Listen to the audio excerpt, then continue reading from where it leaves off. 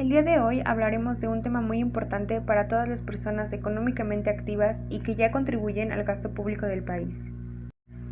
En la actualidad, las autoridades tributarias recaudan miles de millones de pesos de los mexicanos en materia impositiva. Y como bien lo dice su nombre, esta es una obligación impuesta para todos los ciudadanos económicamente activos. Es por eso que muchos de los contribuyentes ahora se han visto más interesados en conocer los medios de defensa fiscal para cualquier situación o perjuicio que ocurra a través de su vida tributaria. Además de que esto hizo necesario que existiera un medio de defensa para el contribuyente, y es por eso que se creó la Procuraduría de la Defensa del Contribuyente, o bien PRODECON, que surge de la necesidad de fortalecer la relación entre las autoridades fiscales y los contribuyentes, creando un espacio neutral de encuentros, acuerdos y confianza mutua. Como antecedente, en 1937 entró la Ley de Justicia Fiscal, representando en primera instancia crear tribunales en México administrativos para la administración de la defensa del contribuyente. Sin embargo, esta ley después fue derogada por el Código Fiscal de la Federación en 1938, ampliándose en los años posteriores la estructura y competencia del tribunal, así como la regulación de los recursos administrativos y de revocación. ¿Alguna vez nos hemos preguntado cuáles son los medios o cuáles son las maneras de defendernos del Servicio de Administración Tributaria si ocurriera alguna incidencia o algún problema que nos afecte directamente a nosotros? Para poder responder ese cuestionamiento podemos dar tres posibles respuestas. La primera de ellas son los recursos administrativos. Estos que anteriormente mencioné están regulados en el Código Fiscal de la Federación y se presentan ante la autoridad fiscal. Por otra parte, existe la opción de un juicio jurisdiccional administrativo, el cual puede ser tradicional, sumario o en línea. Y por último, un juicio de amparo o directo, que para hacer uso de cualquiera de estos medios de defensa es necesario evaluar la condición del contribuyente para saber cuál es el más adecuado para él. Sin embargo, de forma general podemos decir que estos son un medio de control constitucional en el cual un tribunal colegiado de circuito en materia administrativa verifica que se hayan respetado los derechos constitucionales del contribuyente. De igual manera, es preciso mencionar en dónde se encuentra el fundamento legal de un recurso administrativo. Pues bueno, su fundamento legal se encuentra en el artículo 116 del Código Fiscal de la Federación, en donde se menciona que un recurso procederá contra las resoluciones definitivas dictadas por autoridades fiscales federales que determinen contribuciones, accesorios o aprovechamientos, nieguen la devolución de cantidades que procedan conforme a la ley, dicten las autoridades aduaneras y cualquier resolución de carácter definitivo que cause agravio al particular. De igual manera, un recurso se tendrá por no interpuesto y se desechará cuando se presente fuera de plazo, no se haya acompañado de la documentación que acredite la personalidad del ocurrente y por último, que no aparezca suscrito por quien deba hacerlo, a menos que firme antes del vencimiento del plazo antes de interponerlo. También se puede tomar en cuenta que la interposición de un recurso administrativo es optativa para el afectado y cuando un recurso se interponga ante la autoridad fiscal incompetente, ésta lo turnará a la que sea competente. El recurso deberá presentarse a través del buzón tributario dentro de los 30 días siguientes a aquel en el que haya surgido efecto de su notificación, excepto lo dispuesto en el artículo 127 del mismo Código Fiscal de la Federación. Por otra parte, tenemos las diferencias entre un recurso de revocación y un recurso de inconformidad. La primera de ellas es que una se presenta ante los servicios de administración tributaria y la otra se presenta ante el Instituto de Seguridad Social. Es decir, que el recurso de revocación está regulado por el Código Fiscal de la Federación como un medio de control interno de la legalidad que tiene el propósito de que la autoridad fiscal revise su propia actuación para determinar si estuvo conforme al derecho, para luego revocar, modificar o confirmar la resolución impugnada, sea cual sea el caso. En este caso se verifica cuando el contribuyente no esté de acuerdo con la evaluación de los bienes o inmuebles o el acto que haya realizado la autoridad en contra de él. Por otra parte, el recurso de inconformidad es un medio legal con el que cuentan los interesados y afectados para manifestar su desacuerdo sobre los actos y resoluciones de las autoridades administrativas. Es un derecho por el cual las personas físicas o morales pueden manifestar su desacuerdo sobre resoluciones tomadas por las autoridades de las instituciones públicas, por medio del cual, a través de la expresión de agravios, harán el conocimiento a su superior jerárquico de la autoridad que haya emitido el acto administrativo. De igual manera, los consejos consultivos y delegaciones son competentes para tramitar y resolver el recurso de inconformidad. El secretario del Consejo Consultivo Delegacional correspondiente tramitará el recurso con el apoyo de los servicios judiciales de las delegaciones. El secretario tendrá todas las facultades para resolver la admisión del recurso y la suspensión del procedimiento administrativo de ejecución. Asimismo, autoriza con la firma los acuerdos, certificaciones y notificaciones correspondientes.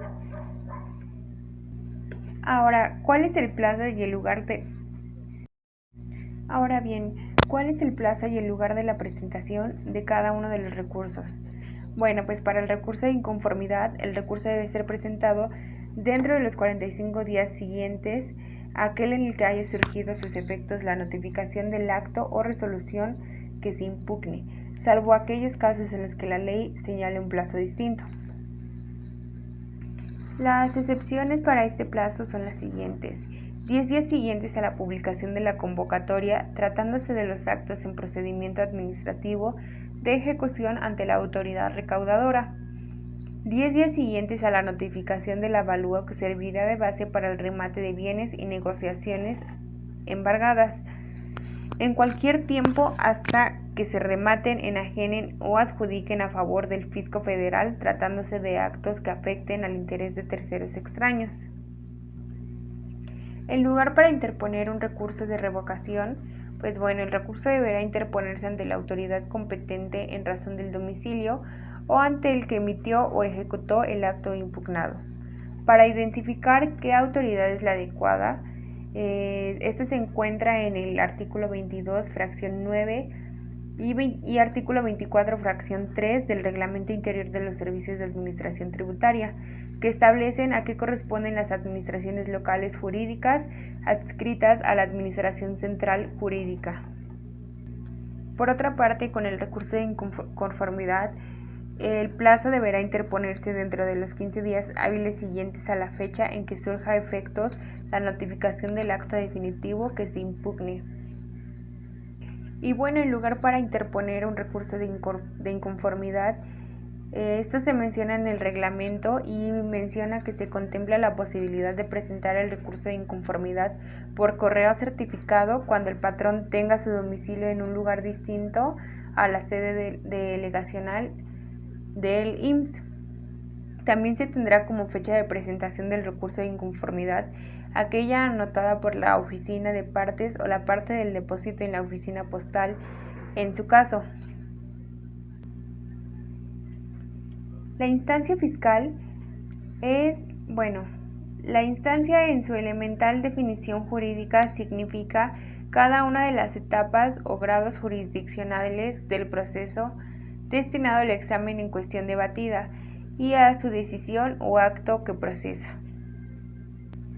O bien, en otros términos, la instancia es una etapa que se considera que impulsa el proceso. El propósito de las instancias se presenta en un escrito ante la autoridad fiscal con el propósito de esclarecer o discernir un punto. Lo que se busca es tener la oportunidad de controvertir su resultado de ser favorable. Pero si la ley ordinaria no lo permite, se tendrá que privar al particular de su elemental garantía de audiencia. Mencionando a la resolución del acto administrativo, en el artículo 92 se menciona que la resolución del recurso se fundará en derecho y examinará todos y cada uno de los agravios hechos valer por el recurrente, teniendo la autoridad y la facultad de invocar hechos notorios pero cuando los agravios no sea suficiente para desvirtuar la validez del acto impugnado, bastará con el examen de dicho punto. Para poder entender mejor la parte de la resolución administrativa, tenemos que conocer el artículo 92, 93, 94 y 95. Como ya mencioné el 92, se continuaré con el artículo 93, que dice que no se podrán revocar o modificar los actos administrativos en la parte no impugnada por el recurrente. La resolución expresará con claridad los actos que se modifiquen y la modificación es parcial. Posteriormente, el artículo 94 nos menciona que el recurrente podrá esperar la resolución expresa o impugnar en cualquier tiempo la presenta confirmación del acto impugnado. Una parte muy importante para poder terminar de entender bien qué son los medios de defensa, entre ellos se encuentran los magistrados. ¿Qué son los magistrados y cuáles son sus facultades y obligaciones? Pues bien, sus facultades es concurrir, participar y votar cuando corresponda, tanto en sesiones públicas y privadas, así como participar en reuniones internas a las que sean convocadas por el presidente del tribunal. También integran el pleno para resolver colegiadamente los asuntos de competencia. Son capaces de formular los proyectos de resolución de los expedientes que les sean turnados para tal efecto, exponer personalmente o por conducto al secretario de estudio y cuenta correspondiente en sesión pública sus proyectos de resolución. Discutir y votar los proyectos de resolución que sean sometidos a su consideración en las sesiones. Por otra parte, se encuentran los secretarios, que sus funciones judiciales son encargadas de dar constancia de autenticidad de las actuaciones de solicitudes de demanda y procedimientos legales, así como examinar soluciones de demanda y procedimientos legales.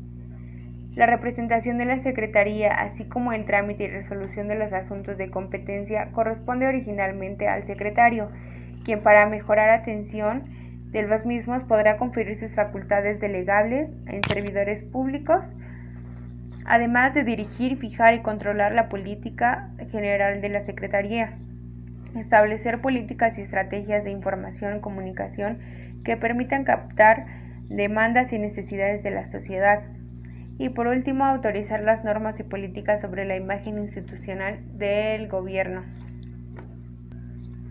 Otra parte importante son los proyectistas, que este es un personal de auxilio personal al juez, y el objetivo general de este puesto es desarrollar y aplicar los conocimientos del derecho para la impartición de justicia en materia civil, penal, asuntos de competencia de los jueces del sistema de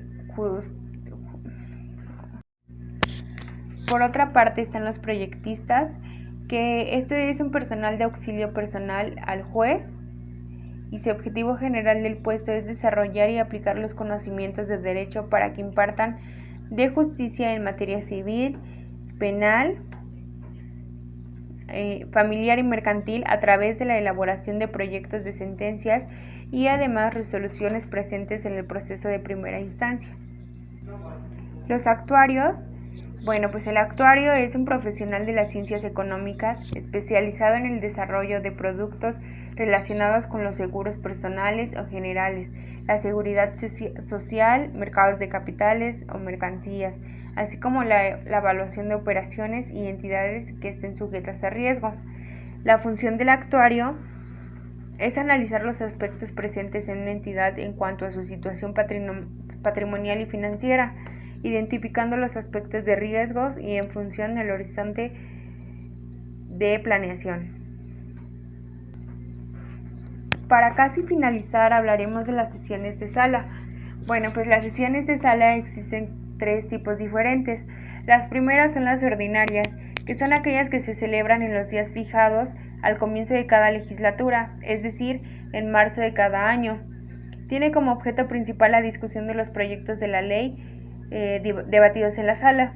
Se realizan sin necesidad de citación, al menos que el presidente de la sesión lo considere necesario. Por otra parte están las sesiones extraordinarias, que son aquellas que se celebran en días u horas distintas de las señaladas a las sesiones ordinarias y destinadas también a asuntos de la tabla ordinaria. Se realizan cuando lo pidan por escrito los comités parlamentarios, los cuales, para empezar, deben representar al menos un tercio de los y las senadoras en el ejercicio. Y por último tenemos las sesiones de sala especiales, que son aquellas que tienen por objeto tratar materias específicas. Las pueden solicitar la o el presidente de la República o el y la presidenta del Senado. También se efectuarán cuando lo pida por escrito al menos un tercio de los senadores o de los comités parlamentarios. Por último, y muy importante, están las sesiones de pleno, que estos son en la Asamblea General o reunión en la que se encuentran presentes los miembros que integran un órgano parlamentario con el propósito de sancionar y deliberar sobre los asuntos legislativos contenidos en la agenda del orden del día. Es la instancia de decisión con mayor jerarquía dentro del cuerpo legislativo. Para su integración no es necesario que asistan todos sus miembros, es suficiente con un partícipe en él, un número suficiente para integrar un quórum, es decir, 251 diputados o 65 senadores de la Cámara. Generalmente los trabajos del Pleno son conducidos por el presidente de la Cámara y demás funcionarios que integran la mesa directiva. Le corresponde conocer los asuntos más relevantes y quienes lo integran tienen la última palabra en la deliberación y aprobación de los dictámenes y propuestas a los que son sometidos los comités. Por último, podemos concluir que conocer los medios de defensa fiscal es de suma importancia para los contribuyentes, ya que muchas veces a través de su vida como contribuyentes se van a ver muy probablemente expuestos a situaciones que estén fuera de sus manos, a multas que quizá no correspondan o quizá sí, pero de no ser así, saber que tienen una forma de defenderse y de igual manera conocer cuáles son los profesionales adecuados para poder solucionar este conflicto. En este caso, muy probablemente no solo se necesita un contador, sino que también se necesita un abogado o bien un contador especializado en el área legal. Entonces, creo que es muy importante saber que una vez que conocemos los medios de defensa fiscal, podemos tener mayor seguridad de nuestros movimientos, además de tener en cuenta que tener comprobantes y tener pruebas siempre va a ser lo mejor, siempre va a ser más útil, porque sin ellos igual no hay forma de que los medios de defensa se hagan válidos. También ser conscientes de que cuando ocurre una situación así no únicamente pasa por el Servicio de Administración Tributaria, sino que pasa por muchas otras autoridades o muchas otras instancias, y es por eso que puede ser un proceso un poco largo o relativamente corto, de 3 meses, no se sabe, pero